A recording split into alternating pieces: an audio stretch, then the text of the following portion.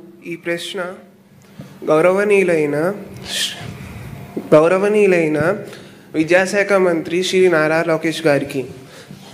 Sir, మీరు స్కూల్లో చదువుకునేటప్పుడు మీకు నచ్చిన టీచర్ ఎవరు?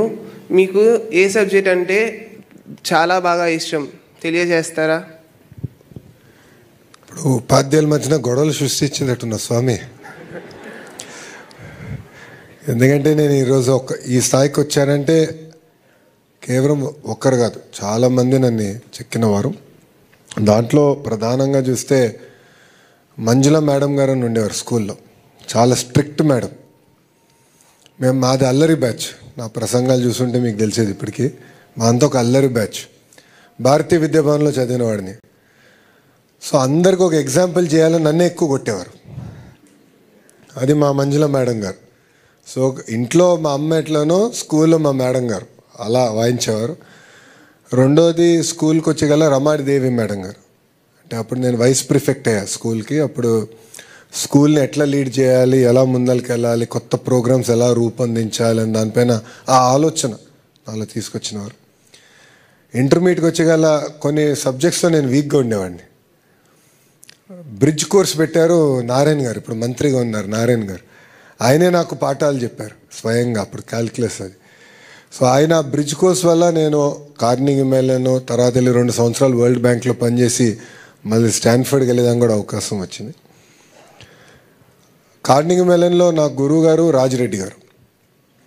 రాజిరెడ్డి గారు కూడా ఏంటంటే చిత్తూరు జిల్లాలో ఒక మారుమూల గ్రామంలో జన్మించిన వారు. కార్నింగ్ మెల్లన్ యూనివర్సిటీకి వెళ్ళి అసలు కంప్యూటర్ సైన్స్ ల్యాబ్, అసలు మొత్తం ప్రోగ్రామ్ రూపొందించిన గొప్ప వ్యక్తి. మా తరంలో బహుశా నేను ఫస్ట్ పర్సన్ యూఎస్కి వెళ్ళింది చదువుకునేదానికి. సో నాకు పెద్ద గైడెన్స్ లేదు. అంటే కోర్స్ ఎలా తీసుకోవాలి, క్రెడిట్ సిస్టమ్ ఎలా ఉంటుంది అంత అవగాహన లేదు. అప్పుడు కార్నింగ్ మెల్లన్లో ఎక్కువ మంది భారతీయులు కూడా లేరు. ఇప్పుడంటే దండిగా ఉన్నారు. సో అప్పుడు నాకు రాజిరెడ్డి గారే గైడ్ చేశారు. సో మొదటి 2 సెమిస్టర్లు ఆయన గైడెన్స్ నేను చదువుకున్నా కనుకనే నేను సక్సెస్ఫుల్గా కాదు మంచి మార్కులతో పూర్తి చేసుకుని మళ్ళీ స్టాన్ఫర్డ్ వెళ్ళడానికి అవకాశం వచ్చింది. బెస్ట్ సబ్జెక్ట్ అంటే నాకు మ్యాథమెటిక్స్లో నేను వీక్గా ఉన్నా మ్యాథమెటిక్స్ నచ్చేది. అది ఆ వీక్నెస్ని నేను ఓవర్కమ్ అవ్వాలి. నాలో ఈ సబ్జెక్ట్లో నేను వీక్గా ఉన్నా దాన్ని నేను నేర్చుకోవాలి, దాన్ని అధిగమించుకుని ముందరికి వెళ్ళాలన్న ఆలోచన అప్పుడే పడింది. స్టాన్ఫర్డ్లో మాకు ఒక పెద్ద అవకాశం ఉండేది, గ్రేడ్స్ నాన్ డిస్క్లోజర్. అంటే స్టాన్ఫర్డ్ ఎంబీఏలో మీ గ్రేడ్స్ అంటే వచ్చిన మార్కులు మీరు ఎవరికి చెప్పాల్సిన అవసరం, ఇంక్లూడింగ్ కంపెనీ నుంచి ఎవరిని వచ్చి నేను హైర్ చేయాలంటే. అది నాకు ఎందుకు బాగా నచ్చిందంటే నేను వీక్గా ఉన్న ఫైనాన్స్ సబ్జెక్టులు ఎక్కువ తీసుకున్నా. అప్పుడు ఫైనాన్స్లో వీక్ ఉండేవాడు. సో ఈ 2 మ్యాథమెటిక్స్ అండ్ ఫైనాన్స్, ఈ 2 నాకు బాగా నచ్చింది. దేవుడి దయ వల్ల పర్ఫెక్ట్ అని నేను అనలేను, but definitely far better. Thank you అమ్మా. Thank you so much sir. Khalil Gibran ప్రఖ్యాత రచయిత. ఆయన చెప్పినట్లుగా తల్లిదండ్రులకు బిడ్డలు కలుగుతారు, కానీ తల్లిదండ్రులు మా సొంతం అనుకుంటారు. నిజానికి ఆ పిల్లలు ఈ జాతికి సొంతం. ఈ జాతి సంపద ఆ పిల్లలే. కాబట్టి వారి భవిష్యత్తు బాగుండాలని ప్రతి ప్రభుత్వము ఆలోచిస్తూ ఉంటుంది, ప్రతి టీచర్ ఆలోచిస్తారు, ప్రతి తల్లిదండ్రి ఆలోచిస్తారు. వారి చేతుల్లో పెరుగుతున్నటువంటి ఈ పిల్లలు అడిగే మరొక ప్రశ్నను ఇప్పుడు జవాబు చేయడానికి సిద్ధంగా ఉందాం సార్. నమస్కారం గురువుగారు. నా పేరు ధరాదేవి. నేను అమరజీవి పొట్టి శ్రీరాములు ఉన్నత పాఠశాలలో 10వ తరగతి చదువుతున్నాను. విలువలు లేని విద్య ఎందుకు అసంపూర్ణంగా ఉంటుందో తెలియచేస్తారా గురువుగారు? చక్కగా స్పష్టంగా పంజరంలో చిలక పలికినట్టు పలికావమ్మా. అమరజీవి పొట్టి శ్రీరాములు గారు అని. విలువలు లేని విద్య ఎందుకు అసంపూర్ణం అవుతుంది?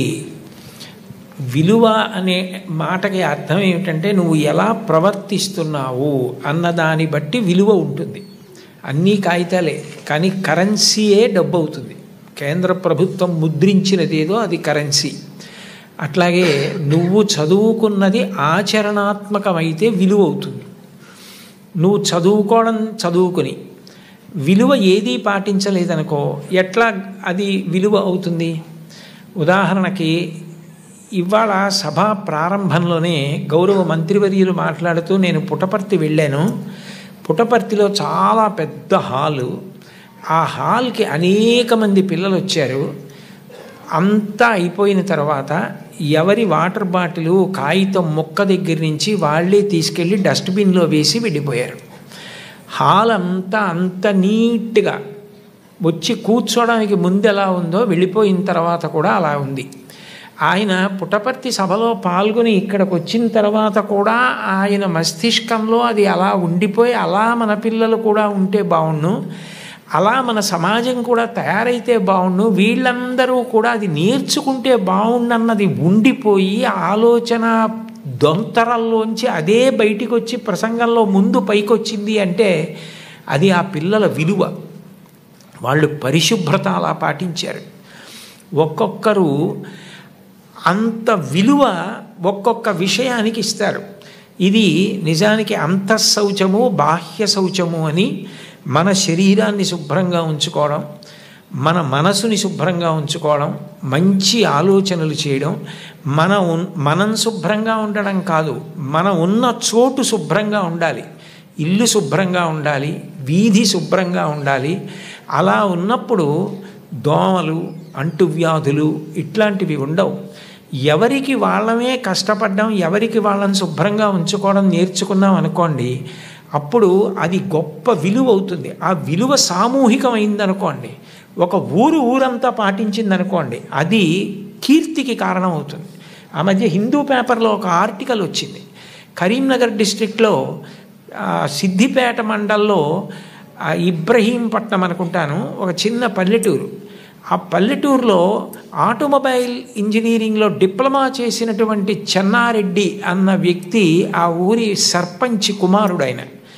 ఆయన లీడ్ తీసుకుని ఎందుకు పరిశుభ్రంగా ఉండాలి, ఉండకపోతే ఎంత ప్రమాదం జరుగుతుంది, ఒక్క దోమ పెరిగినది కుడితే ఒక పిల్లవాడే మరణించవచ్చు, ఒక బోధకాలు వస్తే జీవితాంతం బోధకాలతో బాధపడాలి, ఒక్కొక్క జ్వరం వస్తే ఎంత డబ్బు అయిపోతుంది, మనం ఎంత శుభ్రంగా ఉండాలి, మురుగునీరు మొక్కల్లోకి పంపించి కలకల్లాడుతూ పువ్వులు పూసేటట్టు వీధులు ఎలా ఉండాలి, ఇవి అదే పనిగా అందరినీ పిలిచి చెప్పి ఆ ఊళ్ళో ఒక్కరికి కూడా వైరల్ ఫీవర్ కూడా రాకపోతే ఆ ఊళ్ళో ఉన్నటువంటి 4 ఆర్ఎంపీ డాక్టర్లు ఆ ఊరు వదిలి వెళ్ళిపోయారు. ఏ జబ్బు రాందానికి ఈ ఊళ్ళో మేమెందుకు, ఇక్కడ మాకేం రావట్లేదు రూపాయి కూడానని. ఆ విషయం హిందూ పేపర్లో వచ్చింది. అంటే ఆ ఊరికే ఎంత విలువ వచ్చింది.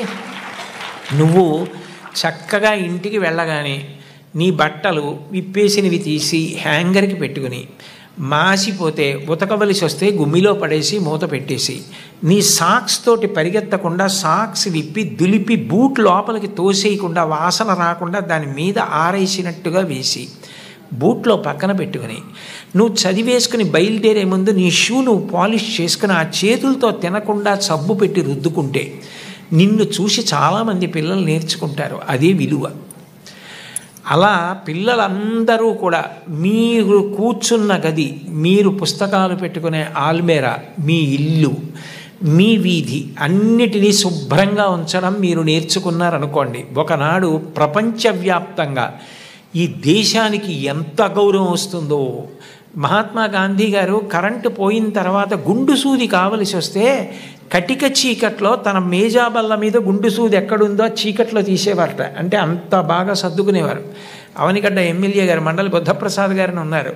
ఆయన మహాత్మా గాంధీ గారి జీవితంలో మంచి మంచి విషయాలు తీసి చాలా మంచి బుక్స్ పబ్లిష్ చేశారు. స్వచ్ఛ భారతీయం అని పుస్తకాలు వేసి ఆయన చీపురు పట్టుకు ఊడుస్తున్నట్టుగా వేసి పిల్లలకి మంచి బుద్ధి ప్రచోదనం కోసం పంచిపెట్టారు ఒకప్పుడు. నేను ఆ పుస్తకం చాలా బాగుందంటే తెప్పించుకుని ఆయన దగ్గర అడిగితే చదివాను. అందులోంచి ఉటంకించాను నేను ఇప్పుడు ఈ విషయం. కాబట్టి మీరు అట్లాంటివి చదివి చక్కగా పరిశుభ్రంగా ఉండడం నేర్చుకున్నారనుకోండి, మీరు ఒక రోజు ఏం చేయాలంటే మీరు మంత్రి గారికి కబురు చేయాలి. మంత్రి గారు, మీరు ఒక రోజున విజయవాడ సభలో పుట్టపర్తి గురించి చెప్పారు, మా స్కూల్కి మీరు ఒక్కసారి రండి, మా స్కూల్కి మీరు వచ్చి ఒక్కసారి చూడండి, మీరు పొంగిపోతారు, మీరు గర్వపడతారు. మా ఊళ్ళో మా స్కూలు మేము కూడా అలా నిర్వహిస్తున్నాం. చెత్త కాగితం ముక్క ఉండదు, ఎవ్వరం అపరిశుభ్రంగా ఉండం. మా స్కూల్ అలా మెయింటైన్ చేస్తున్నాం. మేమందరం వాలంటీర్స్గా షిఫ్ట్లు వేసుకుని 2 రోజులకు ఒకళ్ళని చొప్పున, కొంతమందిని చొప్పున పాఠశాల అంతా మేమే తుడిచేసుకుని మేమే దీన్ని దేవాలయంలా చూసుకుంటున్నాం అని మీరు మంత్రి గారిని వెళ్ళి పిలిచి మంత్రి గారు వచ్చి